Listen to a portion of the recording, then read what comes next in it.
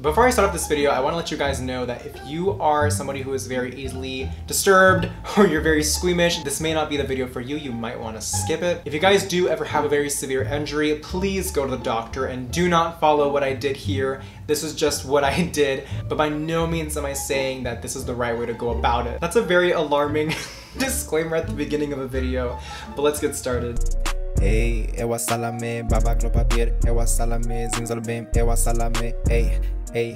Hey. Hi guys, my name is Indigo and welcome back to my channel, or welcome if you're new here. Today we're going to be talking about something that I actually mentioned in an earlier video. I confess that in my James Charles audition video, I was in severe pain, and no, I was not kidding, and I will tell you guys why in a sec. Alrighty, so this is the eye look that we're going to do today. You can kind of see the rainbow, but like kind of not, which is like same, I guess. So, where do I even start? Okay, so actually let me have a little bit of a background story. So I have two roommates here, my sister and her boyfriend. And this was during one of my sister's rotations because she is a veterinarian, in training at least. And every now and then, like based on like her school and her classes and stuff, she has to go on rotation. So that week was one of those weeks. I'm gonna go ahead and use this like gold, like pink duochrome. In this specific time, her boyfriend also decided to go along, so there was nobody at home. So I was put in charge of taking care of the animals. I am not particularly fond of cats or dogs. I am more of like a fish reptile type of person. I can take care of a lizard, I can take care of a fish. I can make a whole coral reef survive, I'm not even kidding. But like when it comes to cats and dogs or birds, that's not my suit, right? So in this house, we have 2 cats and 2 dogs. To my misfortune. I'm gonna smoke this out. I'm gonna use a very light wash because I don't want it to be too overbearing. One of the dogs is particularly young. It's around like anywhere less than a year old, but it's huge. As a puppy does, it has a lot of energy. And I don't have energy. And I actually don't know if I've said this before or not, but I actually was not going to audition for the show up until like very last minute. So if I was going to film something and upload it to be qualified for the show, it had to be like ASAP because like the next day was the deadline. Mind you guys, I also don't have a car and the roads here terrify me so much. So that was also not an option. There was no car here in the event that there was an emergency. And I'm telling you all of this because it's very important as to why everything went down the way that it did. I'm gonna go ahead and outline this area in this shape right here, but with white lipstick. So this incident happened the same exact night that I filmed my audition video. In that video, that casting call audition, me breaking out a whole bunch of like jokes, completely chilled, laid down, laid back. I was in pain, I was in torture, I was dying, my foot hurt so bad, and I didn't tell anyone or alluded the fact that I was injured because I was so scared that if I left that in that video, I would not have been qualified to be on the show because they might have been concerned that I would not be okay to like walk. And I was so scared that they were gonna film it in like December or January, and it was late January when they did it. So this was just when my foot was starting to like not kill me every single time I walked on it. So thank God for that. So naturally when this incident happened, I went to go take out the dogs and they were outside already. And when I take them out, I don't really have the patience to be standing out there. So I just kind of like let them do their own thing in the backyard. And then I come back like 5 minutes later. And around this time, it was already very dark outside. So I really couldn't see my surroundings, and I always love to be in the dark when I'm not filming. I want to be part of the void. Just like silence and bliss for like 30 seconds would be impeccable. And it's not in my grasp. And I also really have an affinity for just garnering a lot of beverages next to my bed for whatever reason. I've gotten better at it. I cannot stand it. It is literally one of my biggest pet peeves of myself. I'm trying to figure that out so quickly because I hate clutter. It makes me feel stressed. It makes me feel anxious. And my room is constantly in a clutter because my studio is here as well. So the dog was like pouncing on the glass door to be let in and barking really loudly at night. So like a couple issues with that already. I don't want my neighbors to be like disturbed because I hate hearing my dogs bark. So I was like going to go and open the door for this creature, and I was getting out of my bed and I had this very big jug and I had some cucumber water in there and it was completely glass. When I always get out of my bed, I always just kind of like move to the side and get up, as everyone does naturally, right? And you know when you're really confident in your surroundings and you just don't care to look because you know your surroundings, like you don't have to look? That's what I did, and I really should have looked. I no longer get off off my bed with confidence. I'm not kidding. I always make sure that there's nothing next to my bed because the second I did that, I stepped on a very big glass pitcher and it cracked through the pressure of my leg and my weight, and I stomped really hardly on all the glass shards. Ugh. It still hurts when I think about it to this day. It was so painful. I felt so many glass shards just like go up in my foot, and it makes me squirm every single time I think about it, and it was so painful. And I fell when that happened as well because like obviously like with like all that crippling pain, I fell down to the floor. So all over the floor there was like broken glass shards, there was metal bars because the pitcher also had metal bars, and there was like water and cucumbers floating all over the floor. So it's a mess. I didn't know the severity of the issue. I didn't know any of it. Oh, let me start doing my makeup.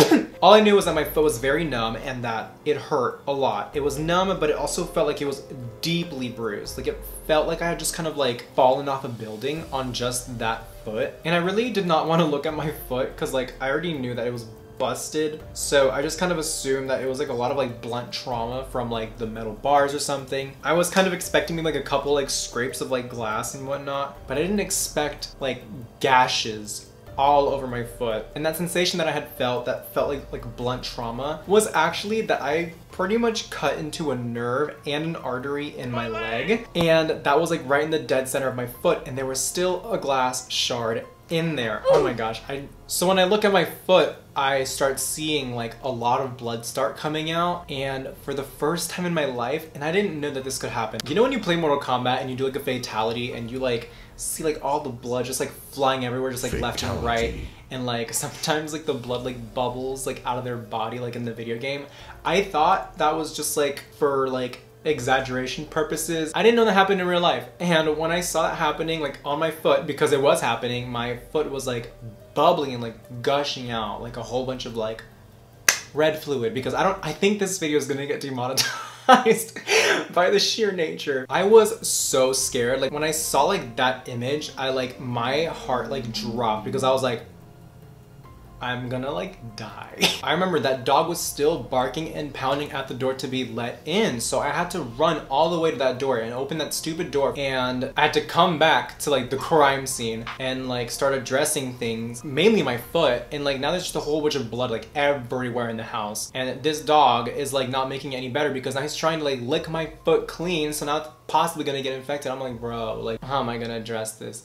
Right? So so I was like hopping like all over the house, you know, with like a whole bunch of blood splurting out of my foot. I'm just like frantically calling people at this point because I'm like, I'm going to die and nobody's here to witness this. And so I call my sister because obviously she's like a vet and stuff and like she knows what to do. And I was like, I am losing blood at a rapid pace. That's very concerning. And then we got on like the FaceTime call and stuff. And obviously I was kind of like over exaggerating, maybe, I don't know. I guess like obviously like, during that time, like if somebody were to call you and say like you're losing like a lot of blood, and like in the way that you could hear my voice, you would like assume like more than that, but it was very, very gruesome and very bad. I actually had to take out the glass out of my foot first.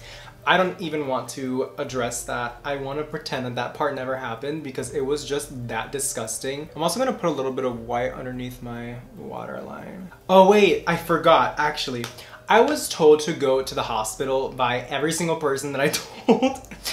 And I said no, and everybody thought I was like crazy, and they were like, why don't you go to the hospital? Why don't you do that? Like, you need to go to the hospital. This is something that needs stitches. This is something that needs medical attention. And it did. I am fully aware of that, and I probably would have been better off if I did go to the doctor. However, this was the day before, you know, like the deadline for the auditions was done, and I had made my mind up by then that I was definitely going to audition. And I had not filmed anything. I had not edited anything, obviously. So I told everybody, I'm like, no, like how do I address this now? Because I need to address this now. So everybody thought I was like crazy, and they're like, no, like you need to go to the doctor. Like you need to go to the doctor. I'm like, no, first of all, expensive, and I don't have the time. Like I do not have the time. So I was told how to kind of like handle it, you know. I was like cleaning the hell out of it. It was disgusting. I might put like a very heavily censored image so you guys can get like the idea of like what it was, but it's gonna be like, even more pixelated than Minecraft because it's just that gross. I know for a fact I can't post that picture on YouTube. This video is gonna get demonetized. I'm gonna go ahead and do my eyeliner, by the way. I'm gonna be using the NYX Epic Ink liner as always. I've been playing and watching a lot of Mortal Kombat, so my eyeshadows have been relatively assassin inspired. Okay, so you guys might be thinking this might be the end of the story, but it is not. It is literally only half of the story because all of my troubles happened after I got injured. So obviously I'm like cleaning it, not trying to have it become infected, not trying to make it look gross, not trying to like die. And I start to notice that I actually cannot move my big toe. And I was like, can I walk?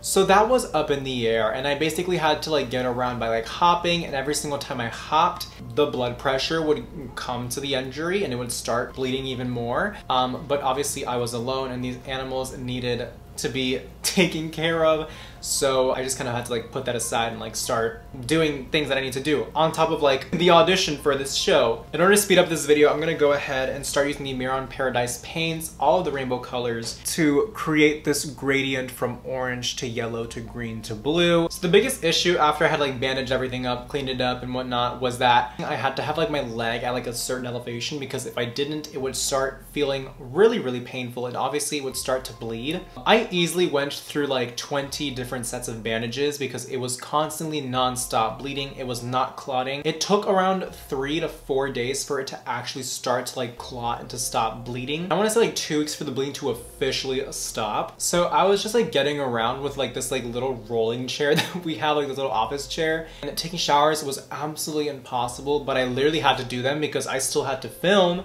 and every single time I film I have to wash my face, I have to do my hair, I have to wash my hair, I have to take a full-on shower, I have to remove my makeup at the end of the day. So my my full routine is just not very injury friendly. I need to be able to get around. On top of that, I was just kind of like facing this all on my own. I did not tell my mom, I did not tell my dad, I did not want to scare them because I knew that if they knew that my foot was like abolished, literally just like destroyed, like it was done. And one of my biggest stresses at that time was like that getting infected, because that was a very big wound. Thankfully, like the next day after it had happened, my sister's boyfriend like came back down and like helped me kind of like bandage everything up. We had to put butterfly stitches on it, which aren't actually stitches, they're just like little bandages that kind of do the same job. And I had to like keep on reapplying that and like making sure everything was fine. It was so annoying. It was such like everything was just so complicated for no reason. But basically it took me like a whole month of recovery for me to start walking again. So you could imagine how annoying that was. And on top of that, having to pretend that I was perfectly fine and perfectly okay on social media and to my parents and to literally everybody that